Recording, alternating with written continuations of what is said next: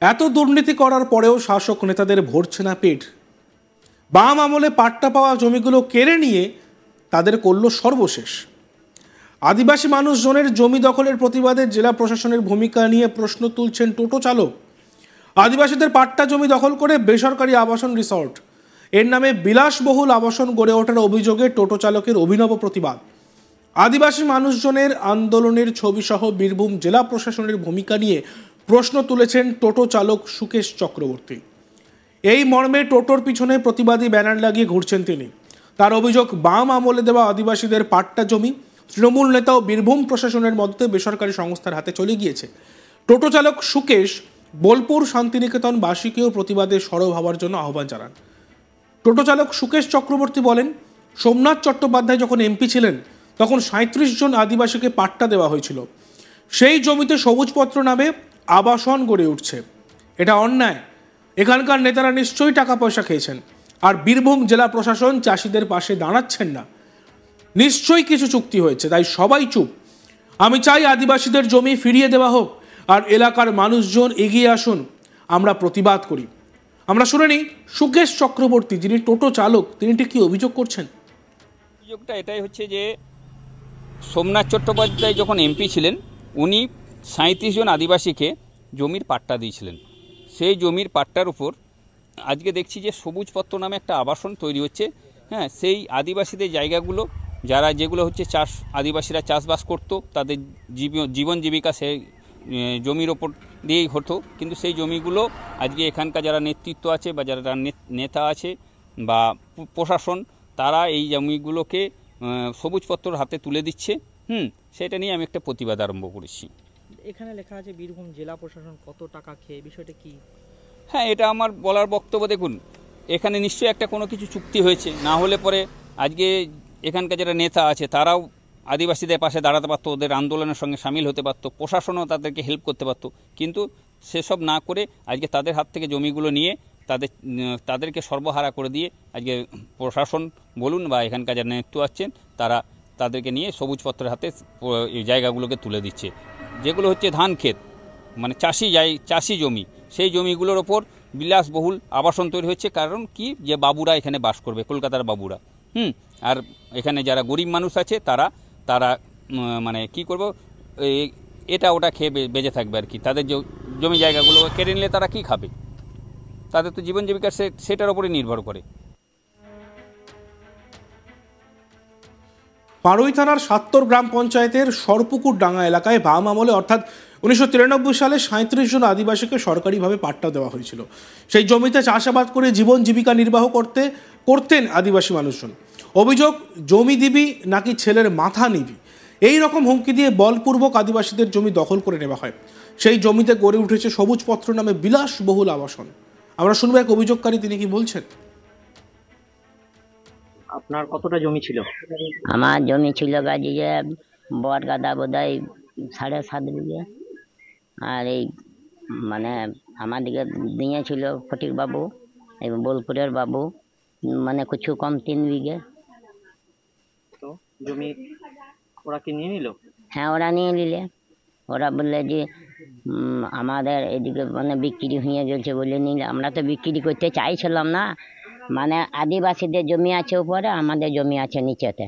আমাদেরকে ভয়ে ছেলেকে বললাম, বাবা যখন এটা থেকে বল্লভপুরের থেকে যখন লোক আসছে তখন তুমি ছেড়ে দাও। দিল রাত 10টা 11টার সময়ে।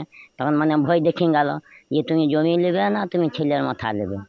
তখন সে রান্না ভাত থেকে গেল, আর খেতেও পারলাম না, জানো। নিয়ে সে চলে গেল। চলে যাওয়ার পর ওকে বললাম, বাবা তুমি জমি ছেড়ে দাও, যা দিচ্ছে পয়সা দেবে না দেবে। কত পয়সা দিচ্ছে না দিচ্ছে সেটা বলা মুশকিল, আমাদেরকে জানাই নাই, আর আমরা জানিও না। কত বছর থেকে এখানে বাস করতেন? বাবারে, কত বছর থেকে! আমরা তো মানে আমাদেরকে বিয়ে করে নিয়েছে, তা উনিরা যে কত বছর থেকে আছে, 7 পুরুষ থেকে আছে। এখন কি চাইছেন? জমি? এখন জমি চাইছি। কোথাও কোনো অভিযোগ করেছেন এই বিষয়ে? না। কেন, কি ভয় লাগছিল? হ্যাঁ, ভয় লাগছিল। ঘরে থেকে ঘর ঢুকিয়ে সব মেরে দিয়েছে কেউ তো, মানে আর আমাদের দেখো না 3টে ঘর। আর তো কোনো আদিবাসী আছে ওরকম জানে না। একটা যদি ভাই সাহেব থাকতো, কি মালবাটি থাকতো, কি আমাদের জাত থাকতো, তাইলে কিছুটা মানে ভয় কমে থাকতো। আরও এক অভিযোগকারী কি বলছেন শুনবো। 10 কাঠা। তো আপনি বিক্রি করেছেন? না না, তাহলে বিক্রি করে নাই। আর দাদা ছিল 10 কাঠা। আপনি কি বিক্রি করেননি? না, তাহলে জমি কি করে গেল? কি করে গেল সেটা তো আমাদের 50,000 টাকা করে টাকা দিয়েছে, বাস ফের দিয়েছে। আপনারা চাননি বিক্রি করতে? না, কেন দিয়ে দিলেন? 50,000 টাকা দিয়ে দিলেন, আর কি করবো, সবাই ঘেরে নিচ্ছে, সবাই দিচ্ছে, আমরা কি করবো? তাহলে দিয়ে দিলেন কেন জমি? সবাই দিচ্ছে, আমরা কি করবো? উপায় ছিল না? কতদিনের জমি ছিল? আমাদের বেশি ছিল না, দাদা ছিল 10 কাঠা, আমার ছিল 10 কাঠা। আর গ্রামের? আমাদের গ্রামে প্রায় 10 কাঠা করে প্রায় দিয়ে দেওয়া ছিল। এরকম কতজনের জমি ছিল? অনেকজন ছিল। সবাই কি 50,000 টাকা দিয়ে দিয়েছে? আর যাদের বেশি ছিল 3 বিঘে, ওরা বড়গাদা ইয়েতে ওদের। চাষ করতেন জমিতে? হ্যাঁ, চাষের জমি তো এগুলো। ক ফসলের জমি? একবার হতো। ওই পুরো এলাকায় চাষের জমি দখল? যশোর। এখন কি হয়েছে ওই জমিতে? ওই জমিতে এখন ঘেরা করেছে। ঘেরা করেছে, ওরা যা করে বাড়ি টাড়ি করবে হয়তো, না কি কি করবে। চাইছেন আপনারা? জমি কি চান? হ্যাঁ, জমি তো হ্যাঁ, আমরা চাষের মানে তো খাবো কি, চাষ করলে আমরা খেতে পাবো। তাহলে 10 কাঠা জমি এক বছর যদি চাষ করা হয়, আমরা তাহলে যা 7-8 বস্তা ধান হবে। এবার সেই জমিহারা আদিবাসী চাষিদের পাশে দাঁড়িয়ে অভিনব প্রতিবাদ করতে দেখা গেল সুকেশ চক্রবর্তী নামে এক টোটো চালককে। বোলপুরের নিচুপট্টির বাসিন্দা সুকেশ পেশায় টোটো চালক। বোলপুর শান্তিনিকেতনে একাই টোটো চালিয়ে উপার্জন করেন তিনি। তার টোটোর পিছনে একটি ব্যানার লাগানো, তাতে সবুজপত্র আবাসনের সামনে জমিহারাদের বিক্ষোভের ছবি দেওয়া, আর লেখা রয়েছে, এত দুর্নীতি করার পরেও শাসক নেতাদের ভরছে না তবু পেট, বাম আমলে পাট্টা পাওয়া জমিগুলো কেড়ে নিয়ে তাদের করল সর্বশেষ। সেই সুকেশ কি বলছেন আমরা আরও একবার শুনবো। অভিযোগটা এটাই হচ্ছে যে সোমনাথ চট্টোপাধ্যায় যখন এমপি ছিলেন, উনি 37 জন আদিবাসীকে জমির পাট্টা দিয়েছিলেন। সেই জমির পাট্টার উপর আজকে দেখছি যে সবুজপত্র নামে একটা আবাসন তৈরি হচ্ছে। হ্যাঁ, সেই আদিবাসীদের জায়গাগুলো যেগুলো হচ্ছে আদিবাসীরা চাষবাস করতো, তাদের জীবন জীবিকা সেই জমির ওপর দিয়েই হতো। কিন্তু সেই জমিগুলো আজকে এখানকার যারা নেতৃত্ব আছে বা যারা নেতা আছে বা প্রশাসন, তারা এই জমিগুলোকে সবুজপত্রর হাতে তুলে দিচ্ছে। সেটা নিয়ে আমি একটা প্রতিবাদ আরম্ভ করেছি।